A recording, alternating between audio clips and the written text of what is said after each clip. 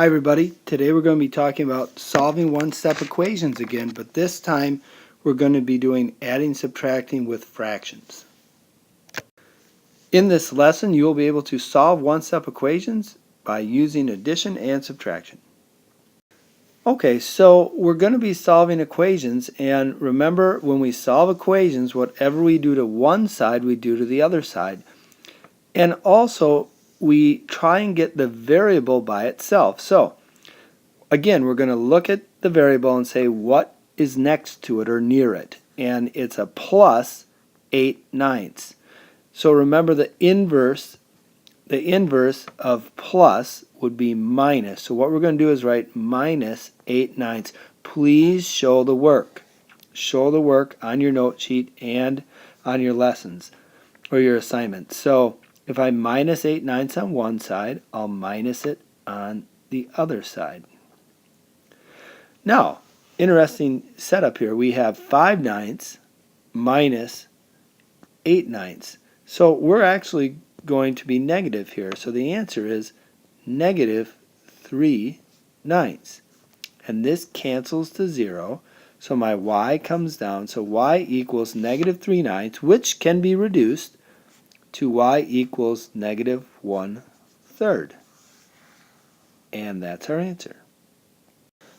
On this one, remember, the important thing is to locate your variable and then look and see what number is on the same side as the variable, and it's a plus 1 1/3. So what I'm going to do is get this 1 1/3 moved away. So how do I get rid of a plus 1 1/3? I minus 1 1/3. So I'm going to do this. So minus 1 1/3.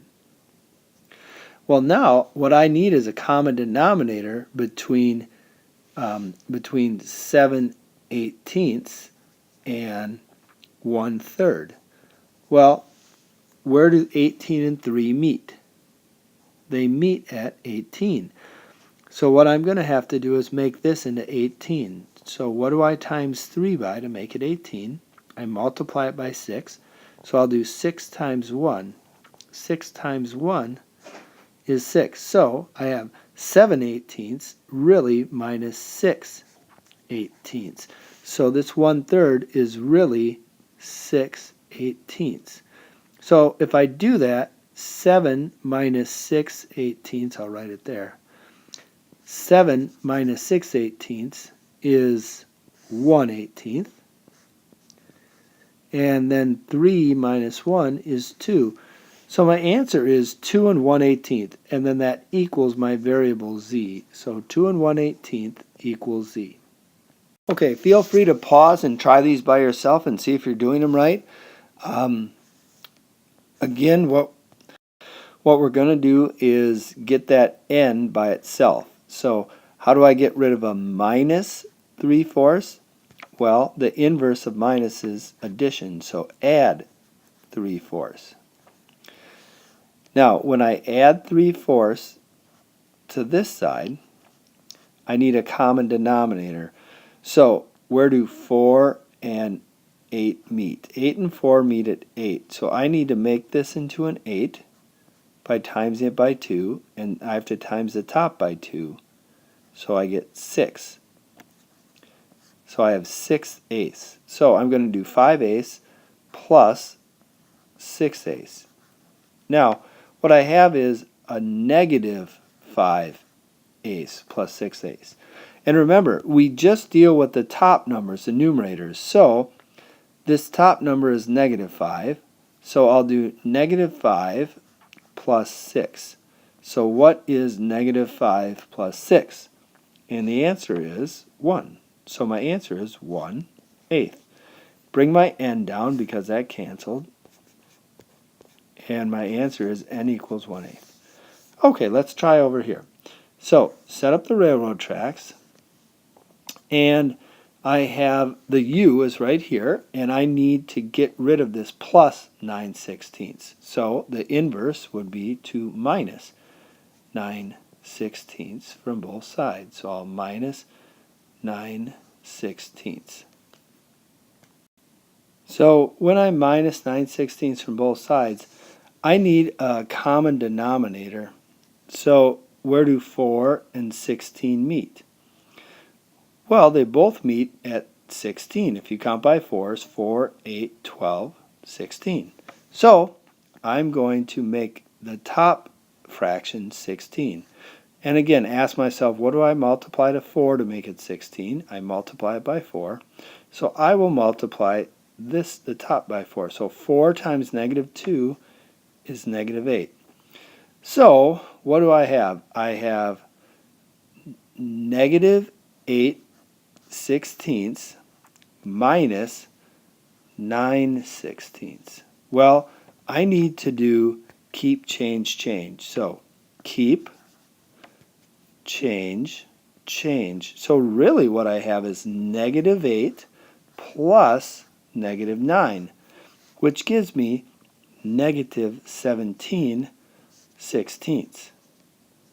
And then this side canceled, so that equals my variable. You can leave it like this, or you could definitely say it like this also.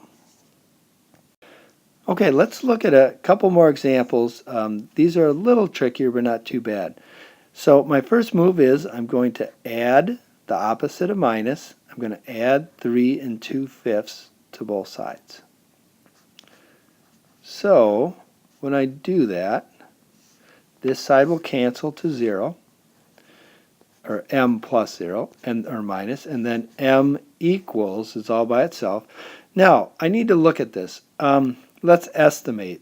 Negative 1 plus 3 would be like negative 2. Well, if I'm getting into negatives, these are the tricky problems. And what I really want you to do is make them improper fractions. It's the safest thing to do. So let's do that now.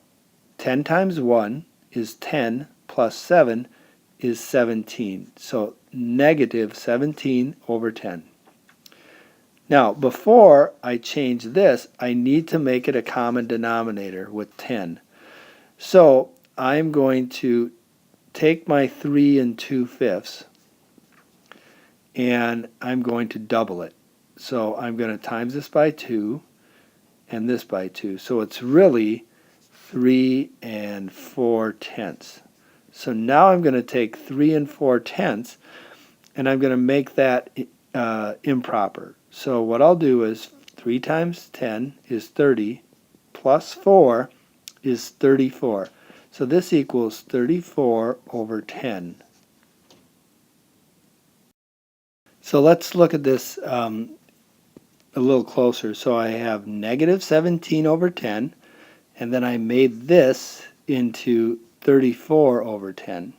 I found a common denominator, and then I made it improper. So now I have negative 17 plus 34. So what I'm going to do is do my negative 17 plus 34. That would equal positive 17. So my answer is positive 17 over 10, which is fine. You can reduce it and say 1 7/10. I shouldn't have said reduce it. I mean, you could make it a mixed number. They're both reduced. Before I start this next one, I noticed right away that there's a keep, change, change. There's minus a negative. So I am going to go like this and make the big plus sign.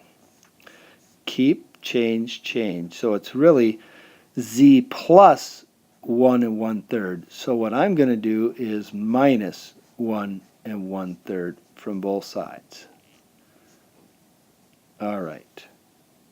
Now I notice that I have to find a common denominator. So the common denominator between 8 and 3. So where do 8 and 3 meet? They meet at 24. So I am going to rewrite this down here and make this 2, 24. And I'm going to say to myself, what do I multiply 8 by to make 24? And that would be 3. So I'm going to times the top by 3 right here and get 9. Now I'm going to take my minus 1 and change this 3 to a 24. And I multiply 8 to 3 to get 24. So whatever I times the 3 by, I have to times the top by. 8 times 1 is 8. Now I'm ready to subtract. So 9 minus 8. 9 minus 8 is 1 over 24. Then I do 2 minus 1. 2 minus 1 is 1. So my answer is 1 and 1/24 equals Z. Try the practice problems and bring any questions you have to class tomorrow. Take care.